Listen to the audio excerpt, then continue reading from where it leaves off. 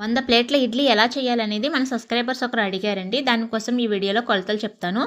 ముందుగా కిలోన్నర గుండుపప్పు మంచి క్వాలిటీది తీసుకోవాలండి. 4 గంటల సేపు నానబెట్టుకొని ఇలా గ్రైండర్‌లో వేసుకొని రుబ్బుకోవాలి.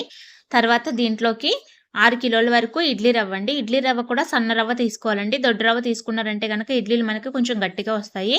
సన్న రవ్వ తీసుకొని ఒక అరగంట సేపు నానబెట్టుకొని దాన్ని శుభ్రంగా కడుక్కొని ఓ పక్కన పెట్టుకోవాలి. నలిగిపోయిన పప్పుని ఒక గిన్నెలోకి తీసేసుకొని తర్వాత దాంట్లోనే ఇడ్లీ రవ్వ కూడా వాటర్ లేకుండా బాగా పిండేసుకొని వేసేసుకోవాలి. తర్వాత దీంట్లో రుచికి తగ్గ సాల్ట్ కూడా వేసుకొని, మీకు ఒకవేళ పప్పు ఏమన్నా మిగిలిపోతుందేమో పిండి కలిపింది అనుకుంటే గనక దీంట్లో సాల్ట్ వేసుకోవద్దండి. కొంచెం పిండి కొంచెం పక్కకు పెట్టేసుకొని మీరుకి ఎంత అయితే కావాలో అంత పిండిలోనే సాల్ట్ వేసుకోండి. ఎందుకంటే సాల్ట్ వేసిన పిండి నెక్స్ట్ డేకి ఉండదండి, పులిసిపోతుంది. అందుకని మనకి ఎంత అయితే అవసరమో అంత దాంట్లో ఉప్పు వేసుకొని కలిపేసుకోవాలి. తర్వాత నెక్స్ట్ డే మార్నింగ్ షాప్ తీసిన వెంటనే పిండి చూడండి బాగా పొంగింది కదా, దీన్ని బాగా కలిపేసుకోవాలండి. లేకపోతే పిండి అంతా అడుక్కెళ్ళిపోతుంది. ఆల్రెడీ నేను ఇడ్లీ బాక్స్లో వాటర్ వేసి స్టవ్ ఆన్ చేశాను. ఇడ్లీ పిండి కలిపేసుకున్న తర్వాత మనకి ఏ సైజు కావాలో ఆ సైజు ఇడ్లీలు వేసేసుకోవాలి. ఈ ఇడ్లీ బాక్స్ ముందే ఆన్ చేశాను కాబట్టి ఇది ఉడకడానికి 15 నిమిషాలు పడుతుంది.